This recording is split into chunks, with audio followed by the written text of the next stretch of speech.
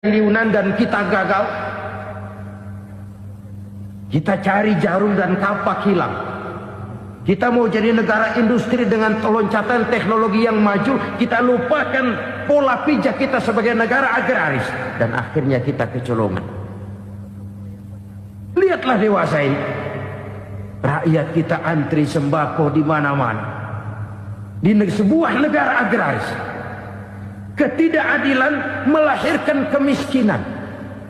Kemiskinan moral dan kemiskinan material. Kemiskinan moral, rakyat nggak percaya lagi sama pejabat. Rakyat mengalami krisis figur. Orang ala lu ngomong dah sama ember.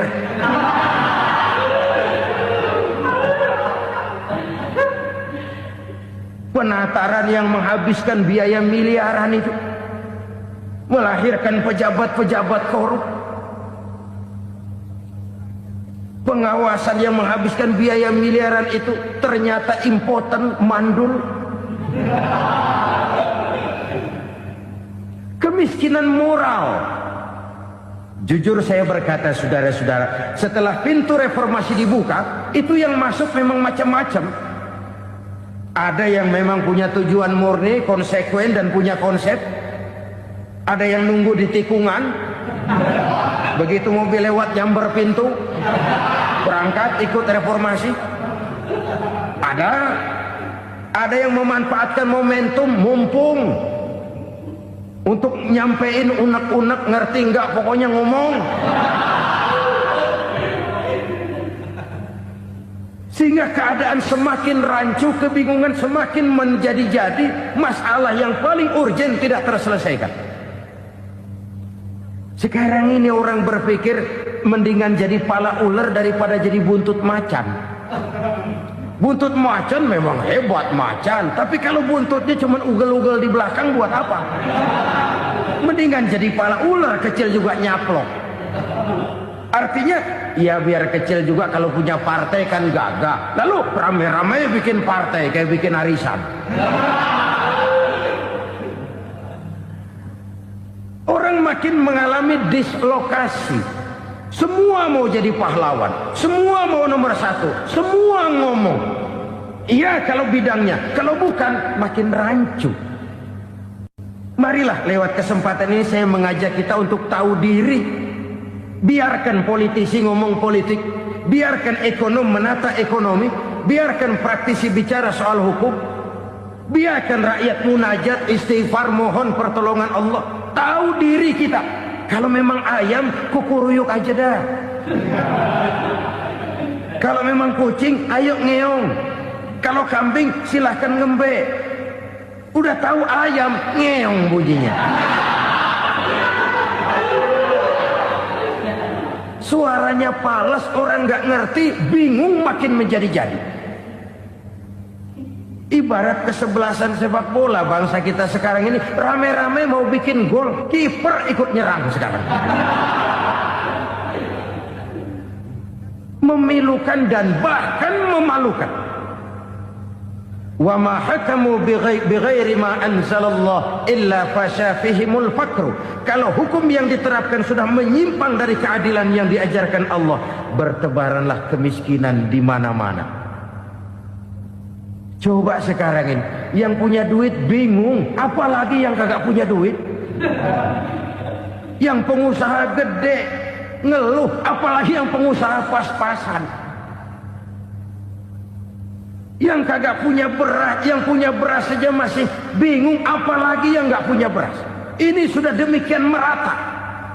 Dulu kita kagum mendengar konglomerat kelas buadah.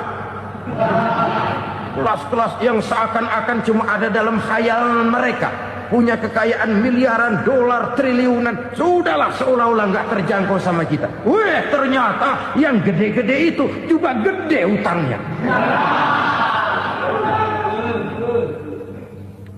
Dan rontok satu demi satu. Ternyata rakyat selama ini cuma dialamatkan, cuma dijadikan adres. Rakyat yang tidak banyak ngerti persoalan ini harus menanggung hidup ini begini berat, harus menanggung beban hidup ini begini tinggi, daya beli semakin lemah. Semakin terpuruk dan terpuruk, sedang keadaan belum juga banyak berubah. Yang hutang sama luar negeri itu kan bukan rakyat kecil, Ciano. Yang banyak nyimpen dolar juga kan Ciano. Rakyat kecil bocah kampung mah jangankan nyimpen dolar, ngelihat juga tumben. Kemana kita mesti bercermin? Sekali lagi saya mengatakan maaf, kita tidak bermaksud mencari kambing hitam. Karena itu kita tidak bicara orang, kita bicara sistem, kita bicara keadaan. Beginilah yang dikatakan Nabi, penyebab timbulnya bencana, hukum yang ditegakkan tidak lagi berorientasi kepada keadilan, tapi berorientasi kepada kepentingan. Akhirnya bentuk hukum seperti pisau, tajam ke bawah, tumpul ke atas. Hukum cuma buat rakyat kecil, tetapi kelompok menengah ke atas kadang-kadang kebal dari perlakuan hukum. Maka bertebaranlah kemiskinan. Iya, kemiskinan moral berupa lukanya rasa keadilan. Kalau rasa keadilan terluka, orang kan nunggu kesempatan, saudara. Iya, dia nggak bisa ngomong. Iya, dia nggak sanggup action. Iya, dia nggak bisa tunjuk rasa. Tapi hatinya kan, kapan ada kesempatan? Kapan ada waktu? Tunggu. Hatinya mesti begitu. Sehingga begitu ada kesempatan, terjadilah hal-hal yang tidak terhindarkan. Dan itu ekses, bukan reformasi. Jangan seperti sebuah dialog saya dengan seorang abang beca. Saya bertanya, bang, ya, abang tahu nggak reformasi? Tahu. Ustadz, apa? Pembakaran. Terus penjarahan. Lalu perkosaan. Itu reformasi. Itu yang saya lihat. Nah, itu yang dia lihat. Saya tentu tidak menyalahkan abang beca kita, karena memang itu yang dia lihat dan sejauh itu wawasannya. Tapi ini indikasi bahwa banyak rakyat kita yang belum bisa menggunakan kebebasan secara bertanggung jawab. Padahal kebebasan tanpa tanggung jawab tirani. Sebuah contoh gampang-gampangan. Saya beli radio, saya setel di kamar saya, lalu saya bilang, ini radio gue. Yang beli gue, pakai duit gue setel di kamar gue, sekeras-kerasnya, gak ada urusan sama orang lain. Itu kata saya. Tetapi tetangga saya sebelah rumah kan boleh juga ngomong begitu. Kata tetangga saya, ini mata gue, yang ngantuk gue tidur di kamar gue. Kenapa suara radio lu nyampe kemari? Artinya apa ini? Kebebasan saya nyetel radio dibatasi oleh kebebasan tetangga saya yang mau tidur. Tidak ada kebebasan mutlak. Kebebasan mutlak tanpa tanggung jawab kembali akan melahirkan tirani, kembali akan melahirkan pemaksaan kehendak. Dan itu lagi-lagi bukan demokrasi. Saudara-saudara kaum muslimin rahimakumullah. Ini penyakit yang kedua, lukanya rasa keadilan, terutama di kalangan rakyat kecil. Itu mengendap menjadi akumulasi dan menunggu giliran kapan bisa dimuntahkan. Dengan kata lain, rakyatnya udah banyak banget makan yang perutnya jadi enak, nyelam. Kapan nunggu muntahnya? Udah begini banyak akumulasi yang mereka pendam di perut ini, sehingga ketika terjadi kesempatan itu sudah tidak terkendalikan lagi. Kita out of control. Saya tidak mentolerir sikap-sikap kekerasan. Bahkan saya lebih cenderung bahwa kalau di rumah kita banyak tikusnya saja racuni, jangan rumah dibakar. Bahwa ada korupsi, iya. Ada kolusi, memang. Ada nepotisme, tentu. Tetapi tikusnya saja racuni. Jangan rumah dibakar. Masa mau ngusir tikus bakar rumah? Tikusnya lari, tikusnya selamat, rumahnya ewes-ewes.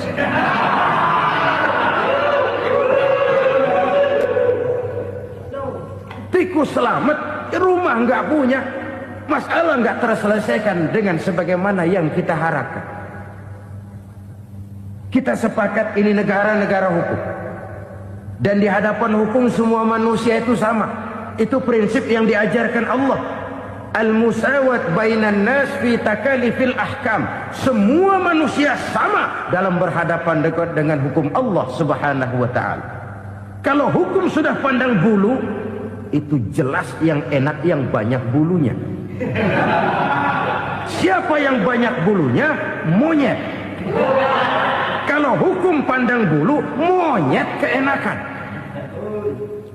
Saudara-saudara kaum muslimin rahimakumullah, introspeksi. Mari kita bercermin bagaimana perjalanan hukum selama ini. Kalau introspeksi ini kita temukan, lalu ada upaya untuk memperbaiki diri. Jangan menggunakan tak ada gading yang tak retak, mikul duwur mendem jero untuk menutup-nutupi kesalahan orang. Padahal kesalahan itu sedemikian besar. Padahal rakyat kita tiap hari antri sembako. Ada yang sehari sekali makan, ada yang makan sudah bercampur tiwul, ada yang nasi sudah dicampur pisang, balik jadi orok lagi. Macam-macam upaya rakyat untuk menangsal perut ini. Lalu rakyat ditenang-tenangkan, lebih baik puasa Senin Kemis sambil menghadapi krisis ekonomi. Kenapa rakyat yang disuruh puasa? Kenapa bukan pejabatnya yang puasa lebih dulu untuk kemakmuran rakyat? Kalau rakyat yang memang perutnya udah gepeng disuruh puasa, makin krempeng perutnya. Artinya pejabat harus punya sense of politics. Ya, tidak, puasa itu kan tidak cuma Senin Kemis saja. Puasa itu puasa perasaan, puasa menghargai perasaan yang sedang kondisi yang sedang dihadapi oleh rakyat. Bagaimana rakyat yang tengah antri sembako melihat pejabatnya lewat dengan mobil yang harganya sampai 1 miliar. Oh, inilah pemimpin saya. Luka lagi rasa keadilannya. Kita tidak tenggang rasa. Puasa dalam artian itu pun akan menolong menegakkan semangat kebersamaan, membentuk semangat kebersamaan. Saudara-saudara kaum muslimin rahimakumullah, penyebab bencana yang ketiga dikatakan oleh baginda Nabi, wala zaharat fihimul fahishatu illa fasha fihimul maut. Apabila kekejian telah merajalela, maka maut bertebaran di mana-mana. Kita renungi butir kalimat dalam hadis ini. Apabila kekejian telah merajalela, maut bertebaran di mana-mana. Begitu murah arti sebuah kehidupan. Penjarahan untuk hal-hal yang kecil tapi sampai mengorbankan nyawa. Apabila kekejian sudah terjadi di mana-mana, maut pun bertebaran. Maut dalam arti berpisah ruh dengan jasad, tapi juga maut dalam arti orang bisa mati karirnya, orang bisa mati usahanya, orang bisa mati kesempatannya karena perbuatan-perbuatan keji yang selama ini tidak terbendung. Lahirlah teori mafia. Siapa yang kuat dia yang berkuasa, siapa yang lemah dia menjadi mangsa. Proyek-proyek besar yang menang tender itu ya dari itu ke itu saja.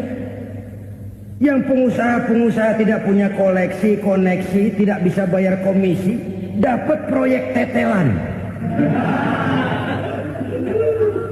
Ada dagingnya dikit, tambahnya juga tetelan. Dagingnya sudah habis disantap oleh meja. Sekian puluh meja dilalui, sekian puluh amplop dikeluarkan. Sehingga yang akhirnya ya tinggal tetelan itu tadi. Maka kualitas pekerjaan pun sudah bukan lagi jadi masalah. Demikianlah mafia-mafia ini bermunculan di mana-mana. Di pengadilan terkenal mafia pengadilan. Hukum bisa dibeli, hukum bisa dipesan menurut kebutuhan sponsor.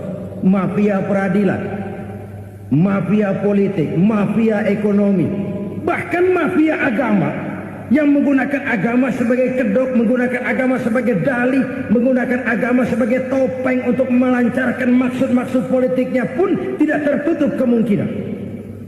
Apabila kekejian telah merajalela, maut bertebaran di mana-mana. Korupsi, kolusi, nepotisme itu bagian dari kekejian. Kita selama ini kalau mendengar maksiat, itu yang terbayang cuma judi, mabuk, zina. Iya, itu maksiat. Tapi korupsi, kolusi, nepotisme itu juga maksiat dalam bentuk lain. Kalau ini sudah bertebaran, maka maut terjadi di mana-mana. Jangan bayangkan cuma mati orangnya, itu sih kewajiban. Yang menyakitkan itu orangnya masih hidup tapi dibikin mati, karirnya mati. Kenapa? Karena yang diperlukan bukan cuma orang pinter tapi orang taat. Biar pinter, kalau nggak taat minggir. Biar bodoh, kalau taat bisa nyenangin atasan, bisa nyemir, nyemur. Kumaha juragan wae ayo nama.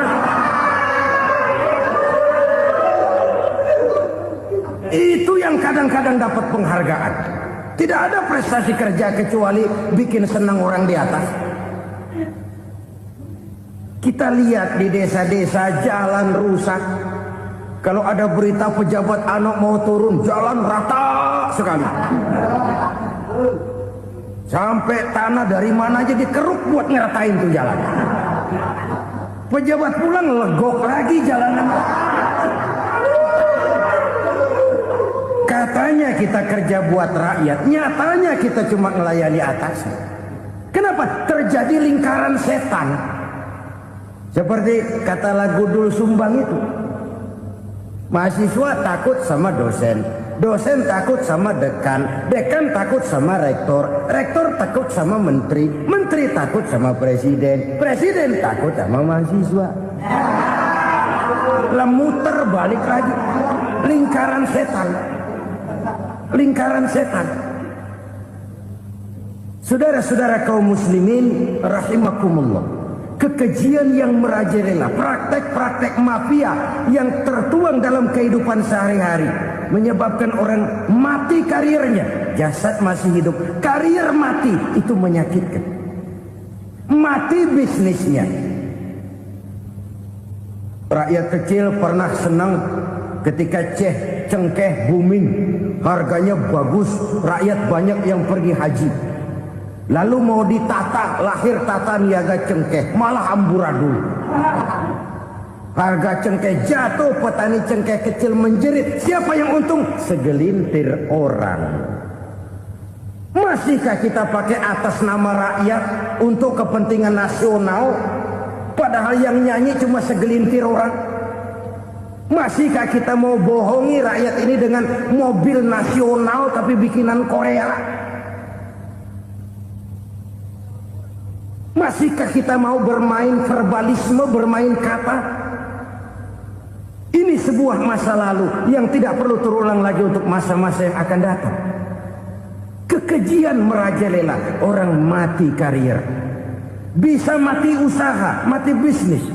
Usahanya maju, dirangkul, hancur. Usahanya maju, dipukul, hancur, tenggelam.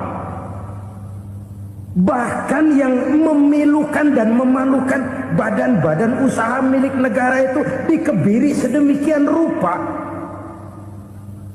sehingga tidak menghasilkan hal-hal yang bermanfaat buat negara. Saudara-saudara kaum muslimin rahimakumullah, kalau nafsu yang sudah mengatur itu semua, maka kekejian pun merajalela. Orang sudah pakai teori mafia, yang kuat dia yang menang, yang kuat dia yang berkuasa, yang lemah silakan minggir di sudut-sudut kehidupan. Kalau kekejian seperti ini merajalela, maut bertebaran di mana-mana. Banyak orang mati karirnya, banyak orang mati usahanya, banyak orang mati imajinasinya. Sekarang ini dalam dunia seni, yang banyak karyawan seni, bukan seniman. Seniman itu kan dilahirkan. Lain seniman, lain karyawan seni. Sekarang yang banyak karyawan seni, bukan seniman. Mati karier, mati imajinasi, mati improvisasi. Sehingga kehidupan persis sinetron. Sinetron itu yang kita lihat rumah mewah, yang kita lihat rumah bagus. Gak pernah kita lihat di sinetron kita ini rakyat antri sembako. Kita dijejali hal-hal yang indah, yang wah, yang membuat kita tenggelam dalam gaya hidup instan, tenggelam dalam gaya hidup wah. Kita lupa dengan realitas keseharian di tengah-tengah masyarakat kita. Lahirlah kelompok-kelompok selebritis, dibesarkan oleh berbagai media. Selebritis pilek aja masuk koran, pilek.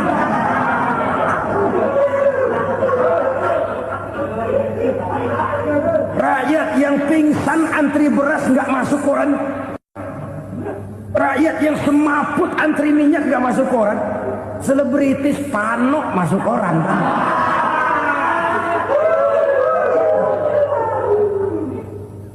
Kita besarkan hal-hal kecil, kita kecilkan hal-hal besar.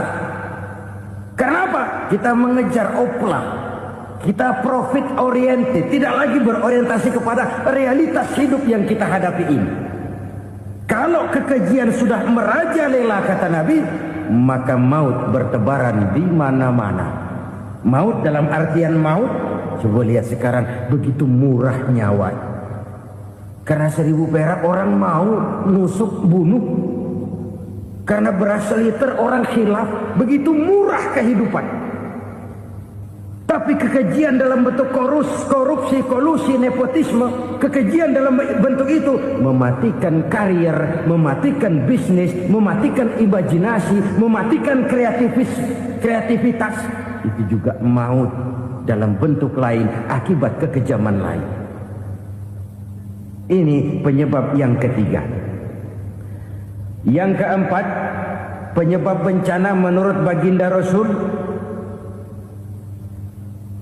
wala tukhfiful mikyala illa muni'un nabat.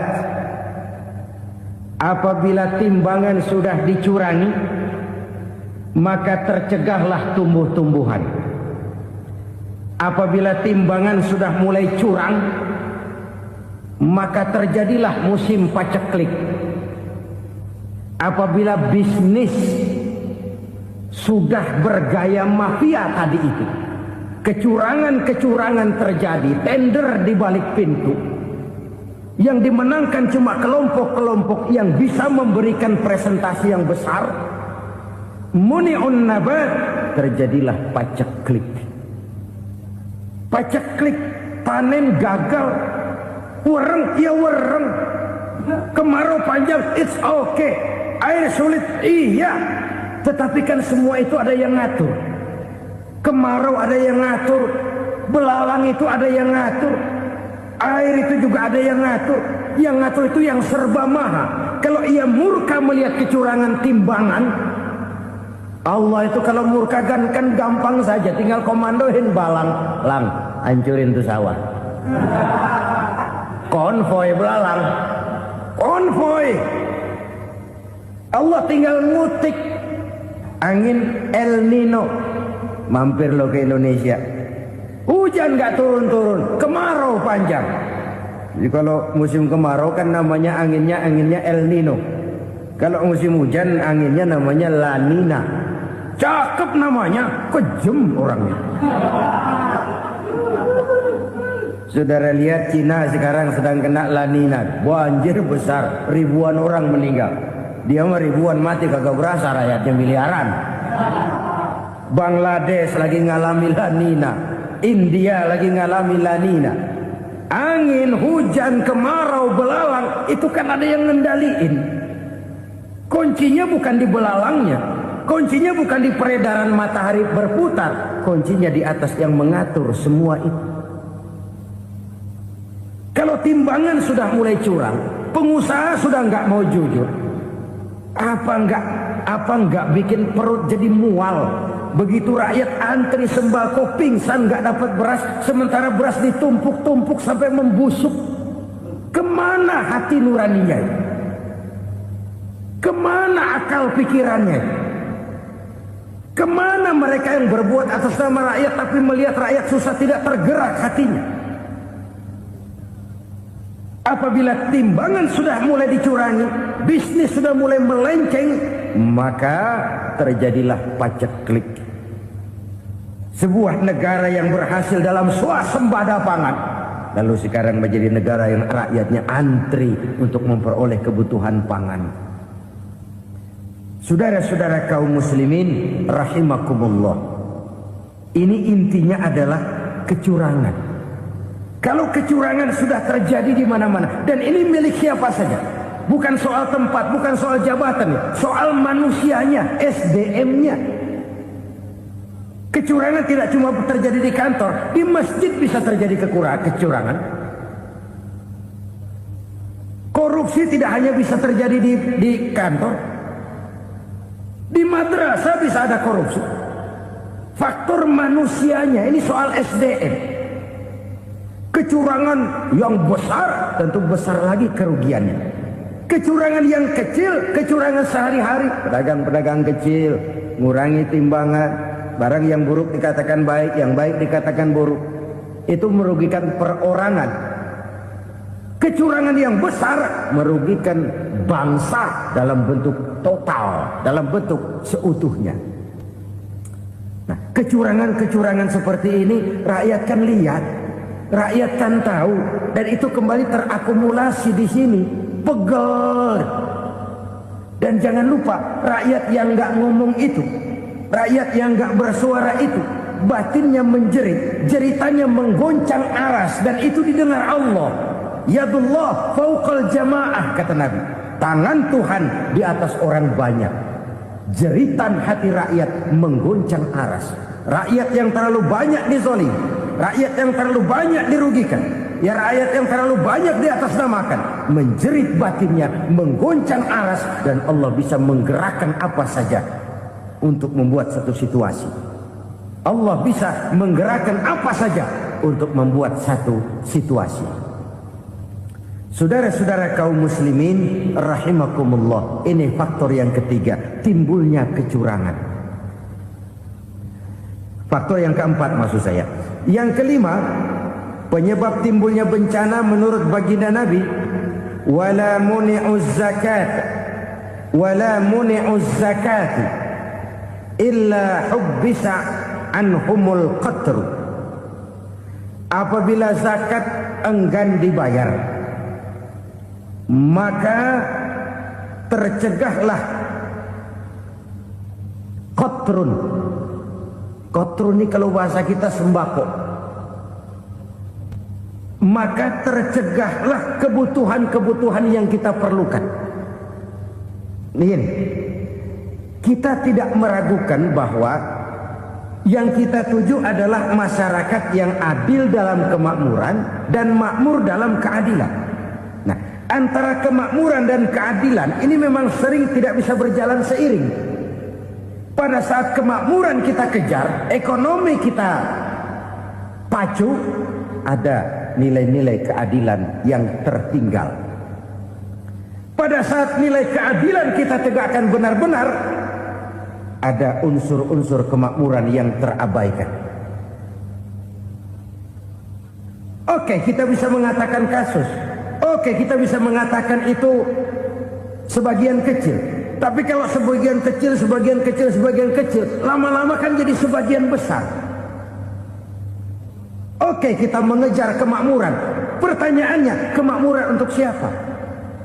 Oke, kita berikan kelompok tertentu kue yang besar dengan harapan nanti dia bagiin kuenya kepada yang kecil-kecil.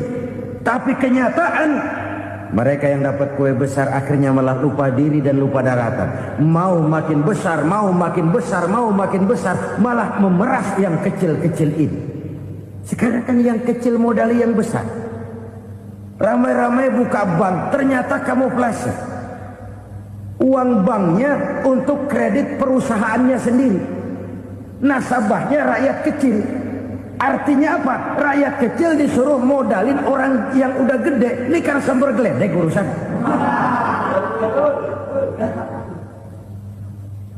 Ini kan permainan apa lagi?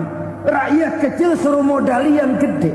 Nasabahnya rakyat kecil, kumpulkan uangnya di bank, kucurkan kredit kepada perusahaannya sendiri. Bukankah itu rakyat kecil suruh modali yang gede? Sudah begitu kejamkah kita untuk meraih keuntungan dengan mengorbankan orang kecil ini? Sudah tidak bicara lagi kah nurani kita melihat penderitaan orang yang semakin susah ini? Kalau zakat enggan dibayar, padahal zakat 2,5% saja, 2,5% saja. Kalau itu pun enggan, kalau zakat saja enggan, bagaimana pula yang namanya sedekah, bagaimana pula yang namanya infak, bagaimana pula yang namanya santunan, bantuan. Kadang-kadang beli lipstick nyumbang si nyumbang, cuman nyolongnya lebih gede. Ini namanya sumbangan lipstick. Buat lipstick itu kan buat ngumpetin bibir pucat. Itu fungsi utama lipstick. Buat ngumpetin korupsinya, nyumbang kegiatan-kegiatan sosial. Tapi yang dia korup lebih gede dari yang dia sumbangi. Lipstick kamuflase. Nepu kata anak sekarang.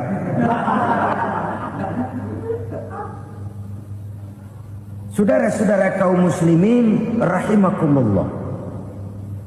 Demikian berat kewajiban zakat ini sampai di zaman Sayyidina Abu Bakar pernah keluar komando perangi orang yang enggan membayar zakat. Perangi.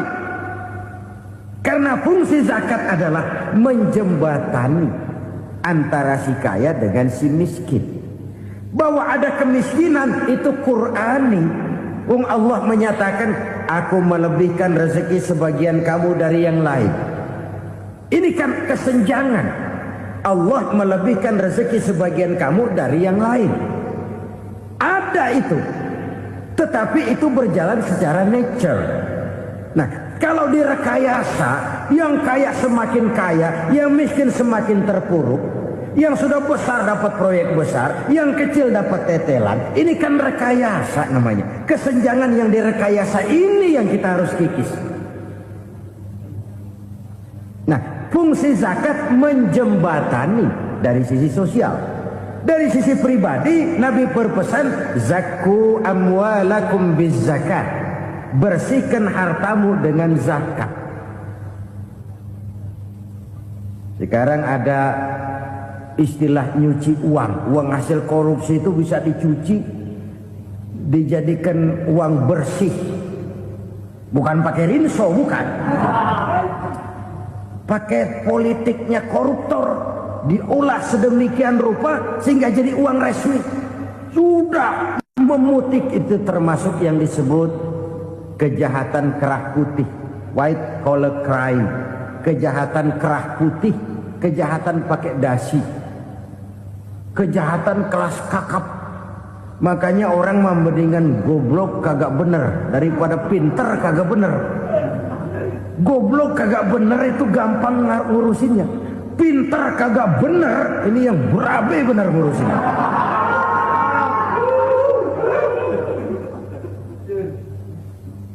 Kita bukan cuma perlu orang pinter kok di zaman sekarang. Kita perlu orang-orang bener yang punya komitmen, yang sesuai kata dan perbuatan, yang bisa merasakan apa yang dirasakan oleh rakyat, yang punya sense of politik yang tinggi, yang peka, yang penuh keterbukaan, yang punya wawasan dan pandangan jauh ke depan. Dari sisi pribadi, zakat itu membersihkan harta kita. Ya, dia tercampur dengan yang subuhat, dia bahkan mungkin tercampur dengan sedikit-sedikit yang haram. Itu zakku amwalakum biz zakat. Bersihkan hartamu dengan zakat itu. Pada sisi sosial ia menjembatani pada sisi pribadi ia membersihkan harta kita. Karena itu kalau kita minta berdoa minta rezeki, syarat rezeki itu halalan thayyiban wasi'an. Enggak pernah kurang dari 3 itu. Halal, bagus, banyak. Halal, bagus, tapi sedikit, susah ngaturnya. Halal, banyak, tapi kurang bagus. Buat apaan?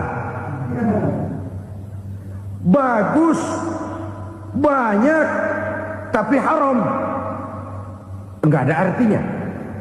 Sebab kata Imamul Ghazali, kalau kau terlalu suka memakan makanan yang haram, dikunyah masuk ke dalam perut besar, digiling oleh perut besar, menghasilkan energi, menggerakkan sel-sel pembuluh saraf, kau juga akan cenderung berpikir yang haram. Kalau sudah cenderung berpikir yang haram, perbuatan pun akan mengarah kepada perbuatan-perbuatan yang haram. Dulu waktu kelompok Jimbaran 200 konglomerat Indonesia kumpul dihimbau supaya sekian persen kasih pengusaha-pengusaha lemah. Itu kan cuma sekedar belas kasihan, tidak banyak menolong keadaan. Dan bukan itu yang diperlukan pengusaha-pengusaha kecil. Yang diperlukan adalah berikan kami kesempatan seperti mereka dapat kesempatan. Berikan kami peluang seperti mereka juga dikasih peluang. Kalau cuma dikasih 100 juta, 200 juta hari ini, usaha kami nggak ada prospeknya, peluang kagak ada, kan sama juga bohong. Diceburin ke kali, disuruh berenang, tangan diikat, mendingan mampusin ketahuan. Ayo berenang, berlomba, tangan diikat, kaki diikat. Sama saja nyuruh mati. Jadi jangan kasih ikannya, kasih kailnya. Yang diperlukan pengusaha kecil menengah ke bawah itu bukan cuma sekedar belas kasih dari konglomerat-konglomerat besar. Berikan kami peluang seperti mereka juga dapat peluang. Berikan kami kesempatan seperti mereka dapat kesempatan. Berikan kami kredit dengan kemudahan seperti mereka juga kalau minta kredit begitu mudahnya. Menciptakan peluang dan kesempatan, pemerataan, bukan menciptakan manusia Indonesia dengan standar ekonomi yang sama. Semua rumahnya harus sama, semua punya mobil. Itu sih kebersamaan bebek. Bebek, coba lihat bebek, satu ngalor semua, satu ngidul semua.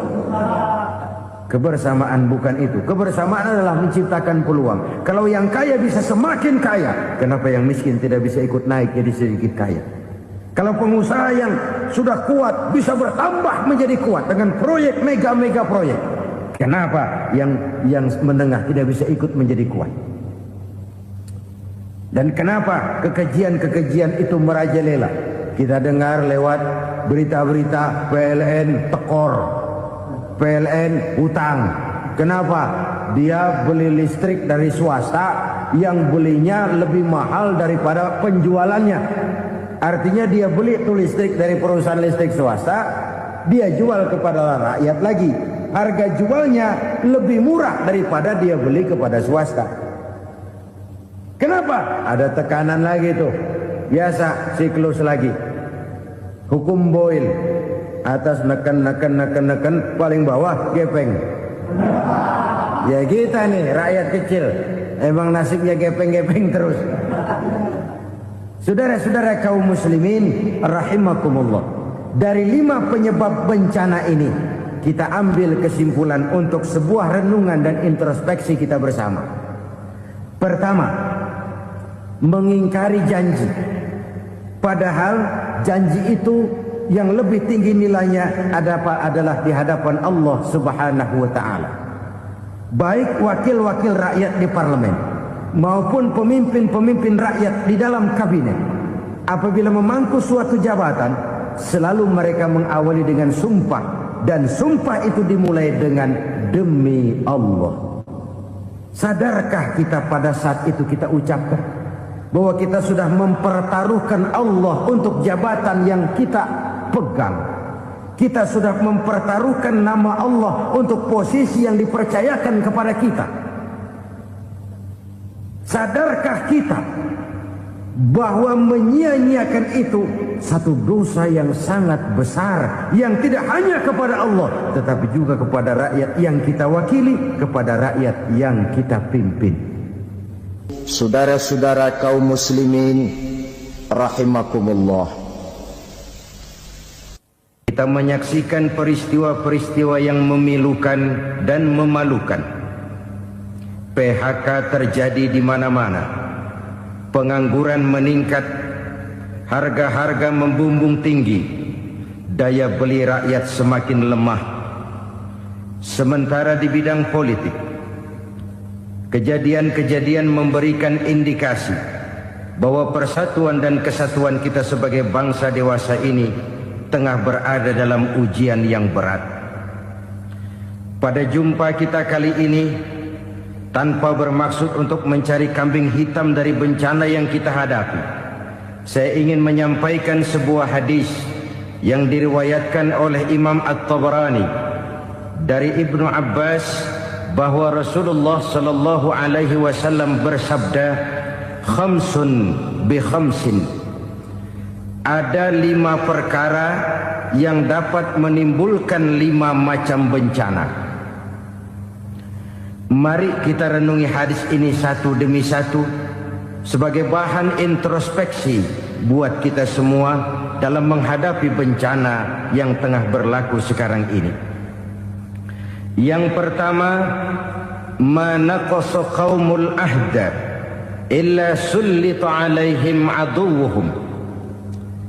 Apabila suatu kaum sudah mengingkari janjinya, maka mereka pun akan dikuasai oleh musuh-musuh mereka. Sederhana saja nampak kalimat dalam hadis ini. Apabila orang sudah mengingkari janji, mereka akan dikuasai oleh musuh-musuh mereka sendiri. Dan musuh kita yang paling utama saat ini adalah kemiskinan dan kebodohan.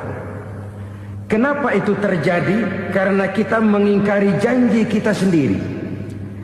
Di saat awal-awal berdirinya Orde Baru, kita pernah berjanji untuk melaksanakan Pancasila dan Undang-Undang Dasar 45 secara murni dan konsekuen.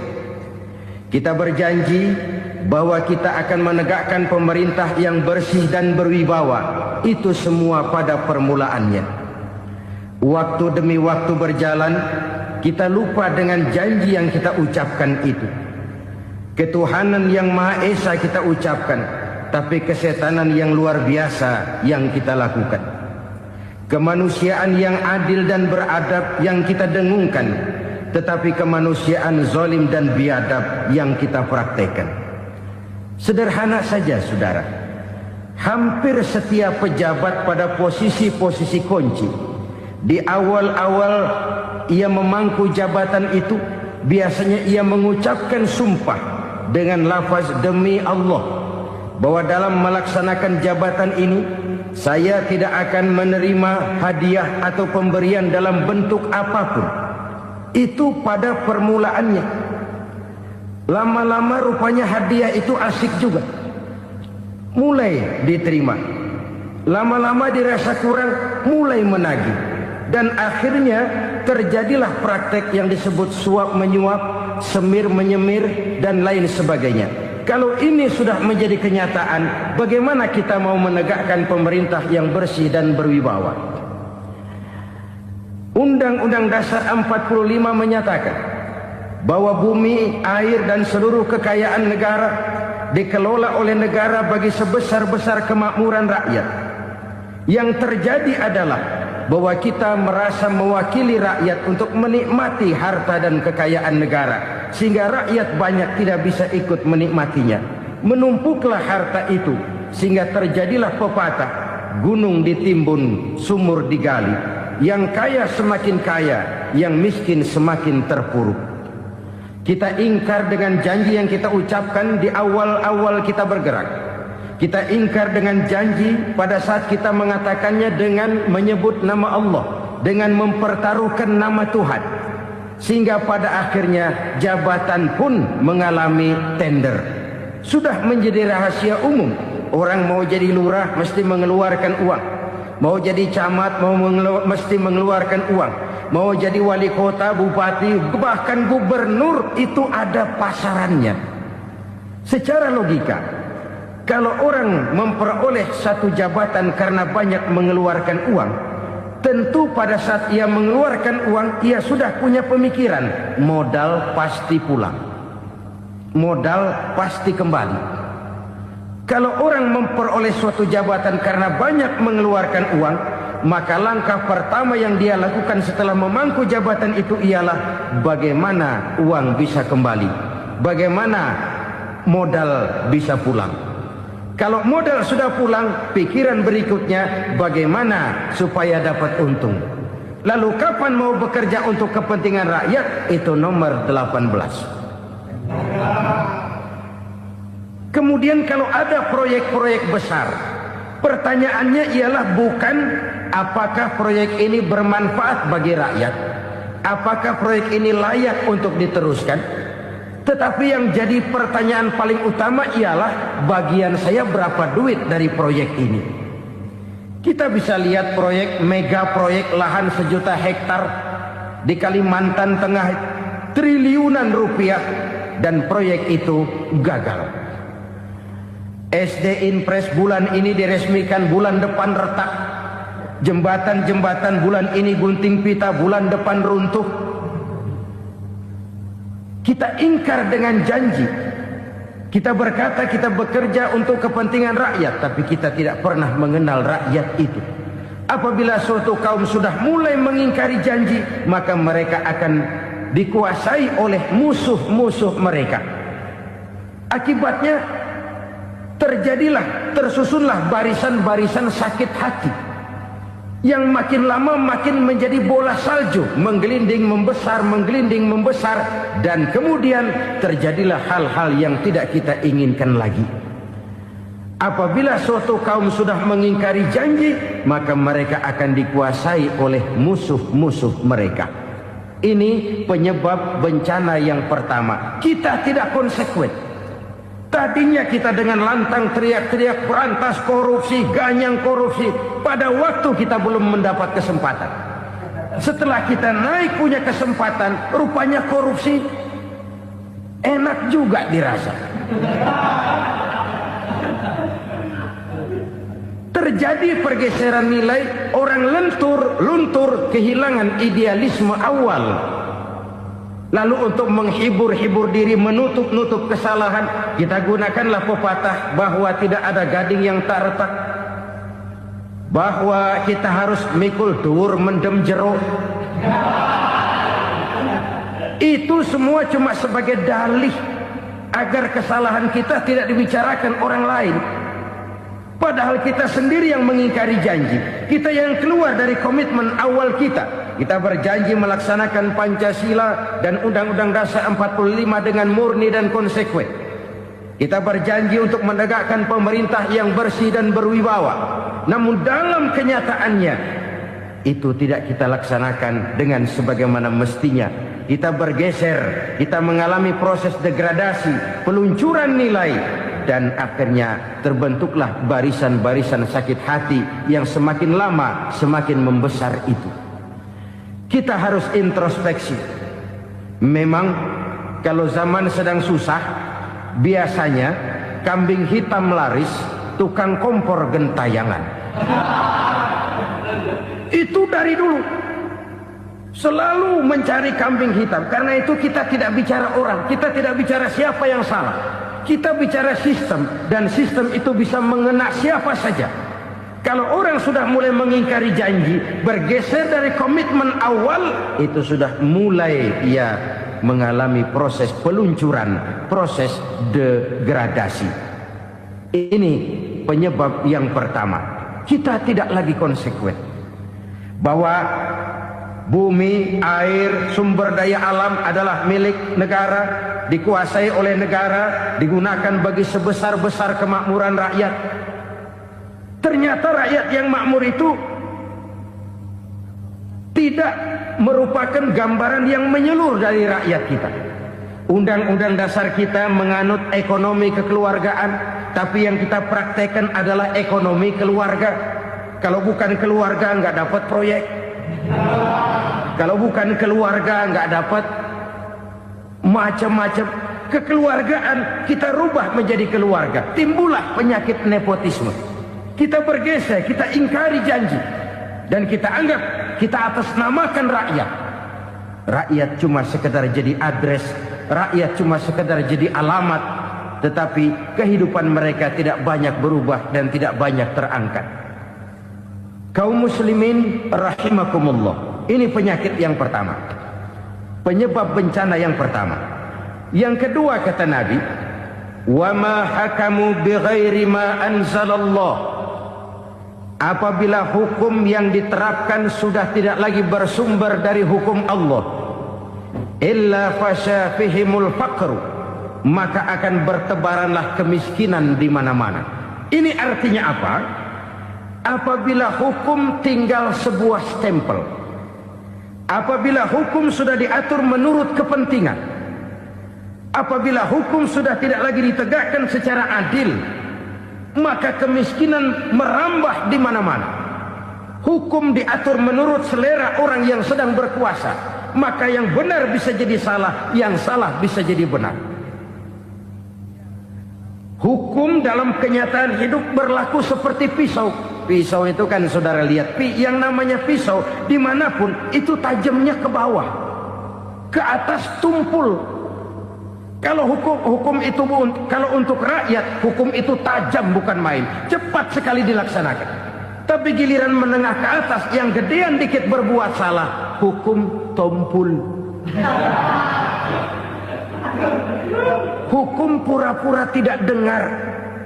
Akibatnya terluka rasa keadilan rakyat. Satu kasus rakyat diam, dua kasus rakyat diam, tiga kasus rakyat diam. Kasus terakumulasi di hati rakyat.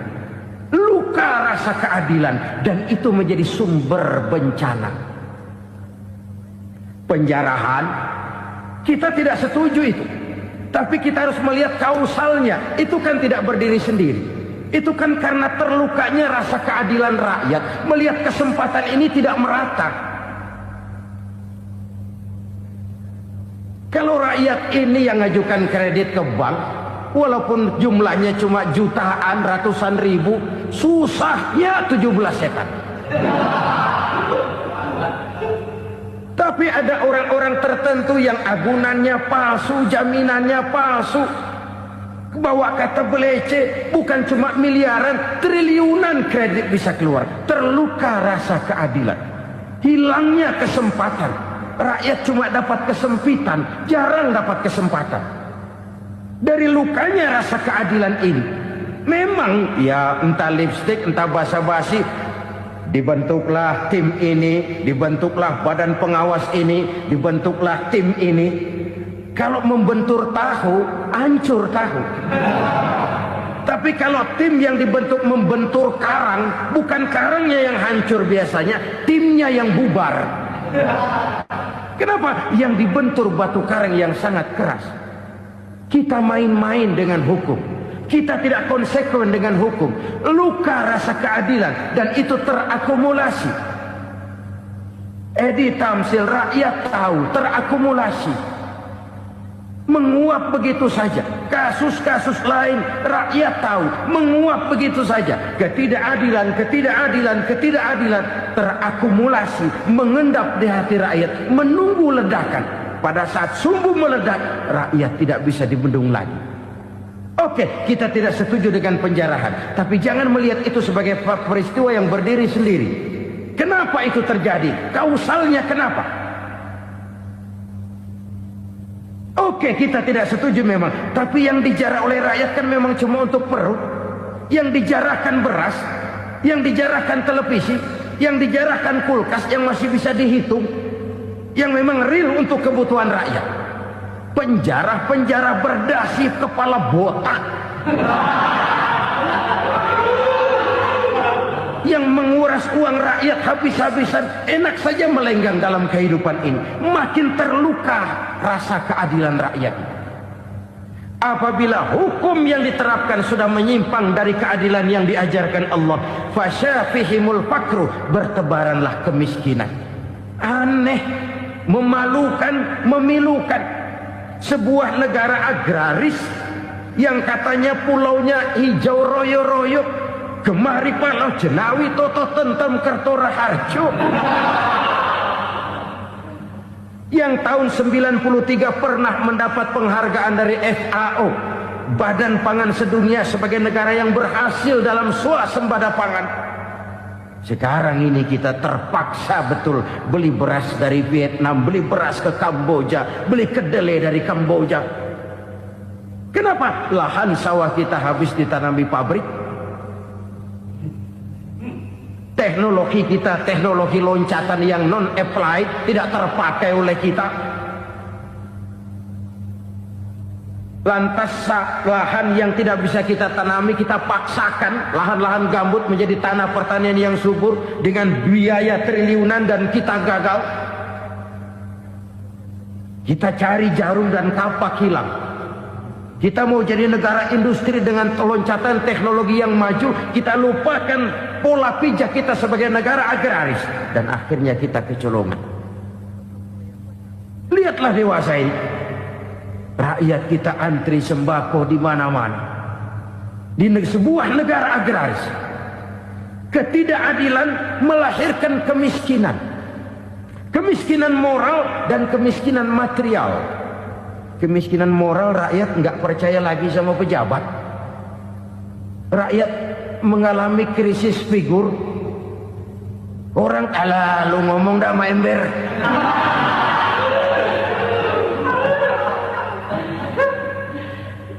Penataran yang menghabiskan biaya miliaran itu melahirkan pejabat-pejabat korup. Pengawasan yang menghabiskan biaya miliaran itu ternyata impoten, mandul. Kemiskinan moral. Jujur saya berkata, saudara-saudara, setelah pintu reformasi dibuka, itu yang masuk memang macam-macam. Ada yang memang punya tujuan murni, konsekuen dan punya konsep. Ada yang nunggu di tikungan, begitu mobil lewat nyamber pintu, berangkat ikut reformasi. Ada yang memanfaatkan momentum, mumpung, untuk nyampein unek-unek, ngerti nggak, pokoknya ngomong. Sehingga keadaan semakin rancu, kebingungan semakin menjadi-jadi, masalah yang paling urgen tidak terselesaikan. Sekarang ini orang berpikir mendingan jadi pala ular daripada jadi buntut macan. Buntut macan memang hebat macan, tapi kalau buntutnya cuma ugel-ugel di belakang buat apa? Mendingan jadi pala ular, kecil juga nyaplok. Artinya ya biar kecil juga kalau punya partai kan gagah. Lalu rame-rame bikin partai kayak bikin arisan. Orang makin mengalami dislokasi. Semua mau jadi pahlawan, semua mau nomor satu, semua ngomong. Iya kalau bidangnya, kalau bukan makin rancu. Marilah lewat kesempatan ini saya mengajak kita untuk tahu diri. Biarkan politisi ngomong politik, biarkan ekonom menata ekonomi, biarkan praktisi bicara soal hukum, biarkan rakyat munajat, istighfar, mohon pertolongan Allah. Tahu diri kita. Kalau memang ayam, kukuruyuk aja dah. Kalau memang kucing, ayo ngeong. Kalau kambing, silahkan ngembe. Udah tahu ayam, ngeong bunyinya. Suaranya palas, orang nggak ngerti, bingung, makin menjadi-jadi. Ibarat kesebelasan sepak bola bangsa kita sekarang ini, rame-rame mau bikin gol, kiper ikut nyerang sekarang. Memilukan dan bahkan memalukan. Wa ma hakamu bighairi ma anzalallah illa fasha fihimul fakru. Kalau hukum yang diterapkan sudah menyimpang dari keadilan yang diajarkan Allah, bertebaranlah kemiskinan di mana-mana. Coba sekarang ini, yang punya duit bingung, apalagi yang kagak punya duit. Yang pengusaha gede ngeluh, apalagi yang pengusaha pas-pasan. Yang kagak punya beras, yang punya beras saja masih bingung, apalagi yang nggak punya beras. Ini sudah demikian merata. Dulu kita kagum mendengar konglomerat kelas buadak, kelas-kelas yang seakan-akan cuma ada dalam khayalan mereka, punya kekayaan miliaran dolar, triliunan. Sudahlah, seolah-olah nggak terjangkau sama kita. Weh, ternyata yang gede-gede itu juga gede utangnya. Dan rontok satu demi satu. Ternyata rakyat selama ini cuma dialamatkan, cuma dijadikan address. Rakyat yang tidak banyak ngerti persoalan ini harus menanggung hidup ini begini berat, harus menanggung beban hidup ini begini tinggi. Daya beli semakin lemah, semakin terpuruk dan terpuruk, sedang keadaan belum juga banyak berubah. Yang hutang sama luar negeri itu kan bukan rakyat kecil, Ciano. Yang banyak nyimpen dolar juga kan Ciano. Rakyat kecil bocah kampung mah jangankan nyimpen dolar, ngelihat juga tumben. Kemana kita mesti bercermin? Sekali lagi saya mengatakan, maaf, kita tidak bermaksud mencari kambing hitam. Karena itu kita tidak bicara orang, kita bicara sistem, kita bicara keadaan. Beginilah yang dikatakan Nabi, penyebab timbulnya bencana, hukum yang ditegakkan tidak lagi berorientasi kepada keadilan, tapi berorientasi kepada kepentingan. Akhirnya bentuk hukum seperti pisau, tajam ke bawah, tumpul ke atas. Hukum cuma buat rakyat kecil, tetapi kelompok menengah ke atas kadang-kadang kebal dari perlakuan hukum. Maka bertebaranlah kemiskinan. Iya, kemiskinan moral berupa lukanya rasa keadilan. Kalau rasa keadilan terluka, orang kan nunggu kesempatan, saudara. Iya, dia nggak bisa ngomong. Iya, dia nggak sanggup action. Iya, dia nggak bisa tunjuk rasa, tapi hatinya kan, kapan ada kesempatan, kapan ada waktu, tunggu. Hatinya mesti begitu. Sehingga begitu ada kesempatan, terjadilah hal-hal yang tidak terhindarkan.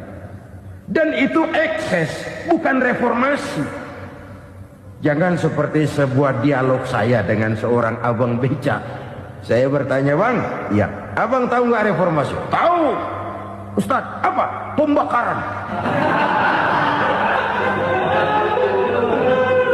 Terus penjarahan. Lalu perkosaan. Itu reformasi. Itu yang saya lihat. Nah, itu yang dia lihat. Saya tentu tidak menyalahkan abang beca kita, karena memang itu yang dia lihat dan sejauh itu wawasannya. Tapi ini indikasi bahwa banyak rakyat kita yang belum bisa menggunakan kebebasan secara bertanggung jawab. Padahal kebebasan tanpa tanggung jawab tirani. Sebuah contoh gampang-gampangan. Saya beli radio, saya setel di kamar saya, lalu saya bilang, ini radio gue. Yang beli gue, pakai duit gue setel di kamar gue, sekeras-kerasnya, gak ada urusan sama orang lain. Itu kata saya. Tetapi tetangga saya sebelah rumah kan boleh juga ngomong begitu. Kata tetangga saya, ini mata gue, yang ngantuk gue tidur di kamar gue. Kenapa suara radio lu nyampe kemari? Artinya apa ini? Kebebasan saya nyetel radio dibatasi oleh kebebasan tetangga saya yang mau tidur. Tidak ada kebebasan mutlak. Kebebasan mutlak tanpa tanggung jawab kembali akan melahirkan tirani, kembali akan melahirkan pemaksaan kehendak. Dan itu lagi-lagi bukan demokrasi. Saudara-saudara kaum muslimin rahimakumullah. Ini penyakit yang kedua, lukanya rasa keadilan, terutama di kalangan rakyat kecil. Itu mengendap menjadi akumulasi dan menunggu giliran kapan bisa dimuntahkan. Dengan kata lain, rakyatnya udah banyak banget makan yang perutnya jadi enak, nyelam. Kapan nunggu muntahnya? Udah begini banyak akumulasi yang mereka pendam di perut ini, sehingga ketika terjadi kesempatan itu sudah tidak terkendalikan lagi. Kita out of control. Saya tidak mentolerir sikap-sikap kekerasan. Bahkan saya lebih cenderung bahwa kalau di rumah kita banyak tikusnya, tikusnya saja racuni, jangan rumah dibakar. Bahwa ada korupsi, iya. Ada kolusi, memang. Ada nepotisme, tentu. Tetapi tikusnya saja racuni. Jangan rumah dibakar. Masa mau ngusir tikus bakar rumah? Tikusnya lari, tikusnya selamat, rumahnya ewes-ewes.